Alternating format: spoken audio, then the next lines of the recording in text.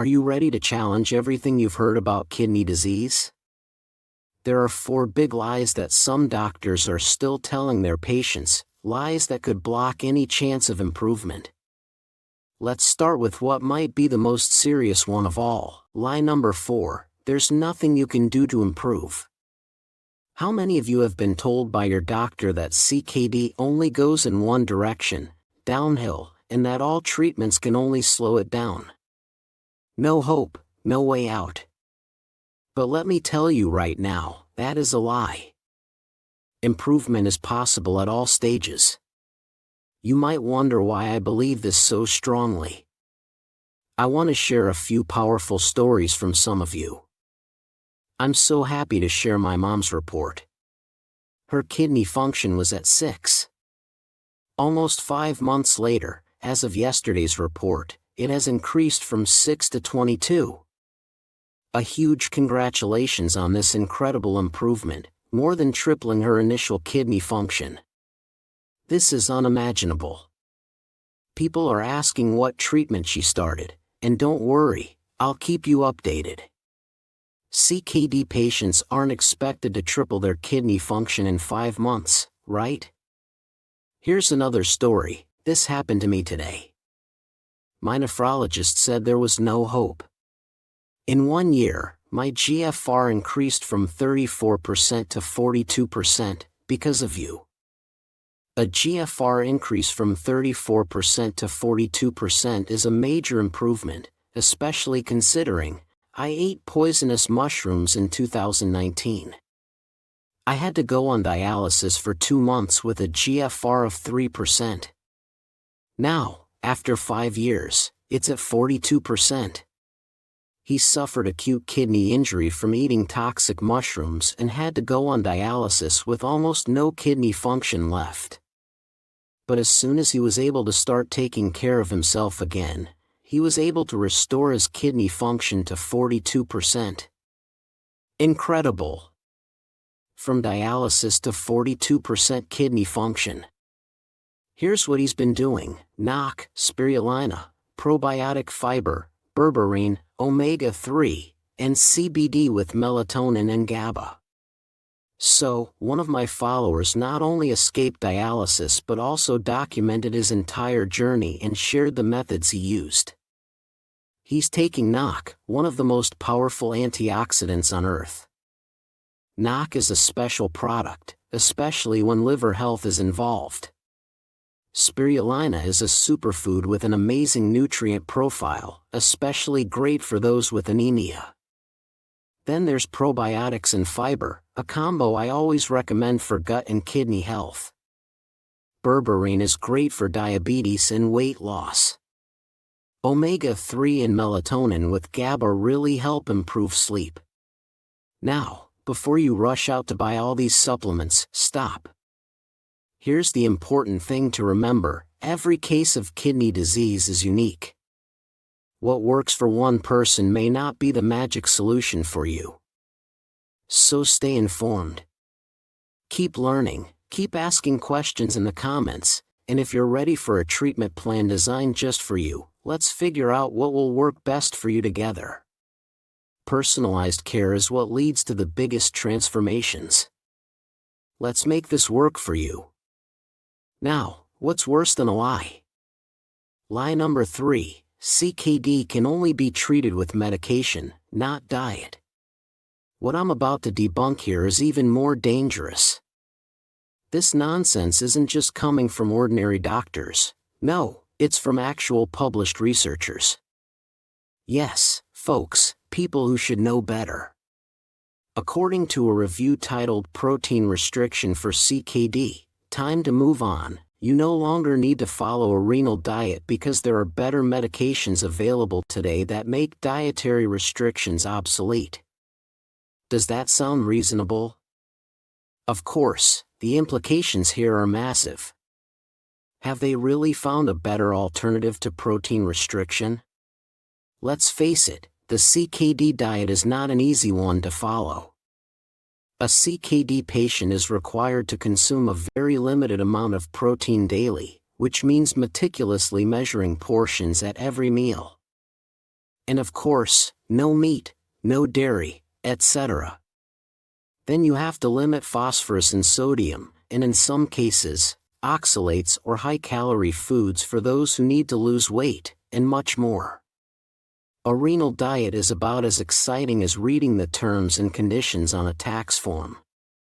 So, can you imagine how great it would be for patients if all these restrictions could finally become a thing of the past? In reality, and I'm quoting this recent review, good food and dietary variety are among life's greatest pleasures. Let me be clear, this actually comes from a peer-reviewed medical journal. So, the burning question, what are these so-called miracle drugs that are supposedly more effective than a renal diet? According to this review, the medications that are supposed to save you from kidney failure are renin-angiotensin system inhibitors and sodium glucose cotransporter inhibitors. So, before you go tossing out all the fruit in your pantry, you might ask, but doctor, I started taking those medications, and all I got was a urinary tract infection. Why do they think these drugs are the greatest thing since sliced bread? Why do these researchers believe these medications are the new saviors for CKD patients? I'd love to ask them that, but I suspect their answer would come wrapped in a pharmaceutical company's logo, because as we can see, this entire review is based on the fact that, and I quote, the data supporting a low-protein diet were primarily collected before the widespread adoption of SGLT2 inhibitors. Alright, let's think about this. According to these researchers, every time a new drug hits the market, do we have to redo all previous research on that disease? As if the last 50 years of research were just, I don't know, a fun suggestion. Imagine this conversation in a hospital. Doctor, this patient has an infection. What should we do? Give them antibiotics, like we do for every other patient. Oh no! We can't do that anymore. There's a new drug, and until we test it on every living person, we can't treat anyone at all. Just let them go, their time has come. Good night, America. And don't forget, you deserve the truth.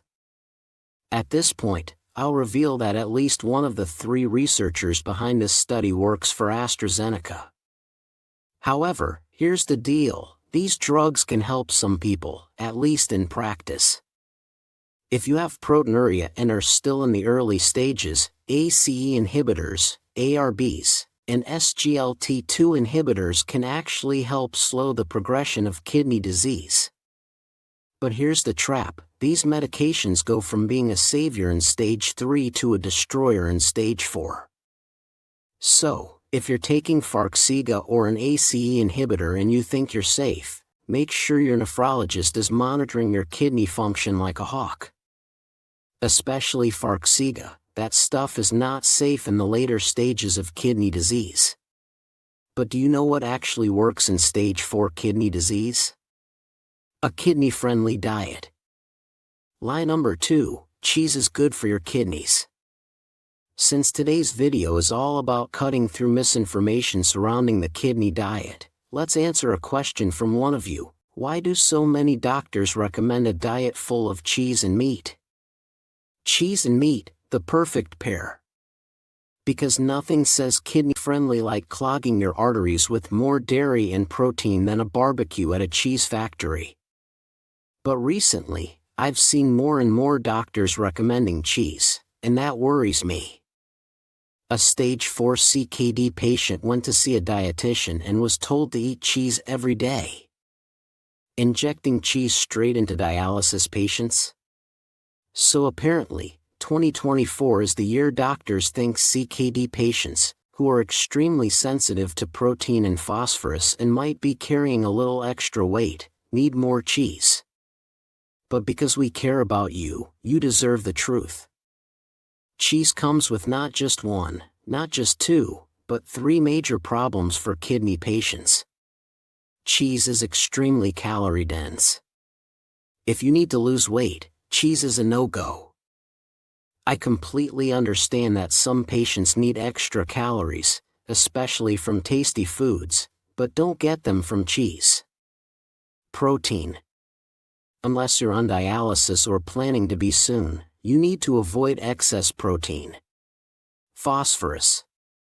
Now, if there's one thing worse for your kidneys and heart than protein, it's phosphorus. Cheese doesn't just contain phosphorus, it's basically phosphorus's best friend. And don't think you're safe just because it's natural, you're not. Plus, many brands add phosphates to their products. Sure, that extends the shelf life of cheese, but guess what? It shortens the lifespan of your kidneys. So why do some doctors insist on recommending cheese? In one word, compliance. That's right. They don't think you'll actually stick to a strict kidney diet, so they give you what they think you'll tolerate, like they're throwing a pity party for your meal plan. Basically, they're saying, oh, they won't follow the kidney diet anyway, so here's some cheese to make it a little less miserable. So next time you talk to your nephrologist or dietitian, be clear, you're willing to do whatever it takes to avoid dialysis, even if it means saying goodbye to your favorite cheese. And if they still won't listen, fire your doctor. Find a better one. So, what's my advice on cheese? It's very simple. If you have kidney disease, all high-protein, high-phosphorus foods need to disappear from your kitchen. And cheese? And understand this, I now even advise dialysis patients to give up cheese and processed meats. Because when you're on dialysis, you really need protein, but there are better protein sources out there, things like soy products, tofu, beans, egg whites, and even some protein supplements are better choices than cheese. Why? Because when your diet is overloaded with phosphorus, guess what happens? You'll have to take calcium binders every day like they're candy, 3 or 4 times a day. Now, the risk is that your calcium levels will skyrocket, leading to hypercalcemia, which means too much calcium. Because why stop at just one kidney problem when you can have 2? And if the patient is lucky and we catch it in time, we can switch from calcium binders to a non-calcium-based binder like sevelamer, which, of course, comes with its own lovely list of side effects. Lie number 1, potassium is the enemy. She either asks really insightful questions, or her doctor is just terrible. Question: why do all doctors push potassium as if this mineral is dangerous? Isn't potassium supposed to protect your heart? So here's the thing, potassium is both dangerous and protective for your heart. Your body uses electrolytes to control muscles, right? It uses sodium to contract and potassium to relax. These electrolytes need to be balanced in your body for your muscles, including your heart, to function properly. So when your sodium is too high and potassium is too low, your muscles, including the ones controlling your arteries, contract. High blood pressure. Now reverse it, suppose you have too much potassium. What happens is your heart won't contract fast enough, which can cause life-threatening arrhythmias. When a patient has high serum phosphorus, what doctors see is a medical emergency. So, doctors get really worried about potassium. But here's the million-dollar question: why are they more afraid of potassium than sodium? Simple, they've got sodium management down to a science. High blood pressure? Just stop eating sodium like it's candy.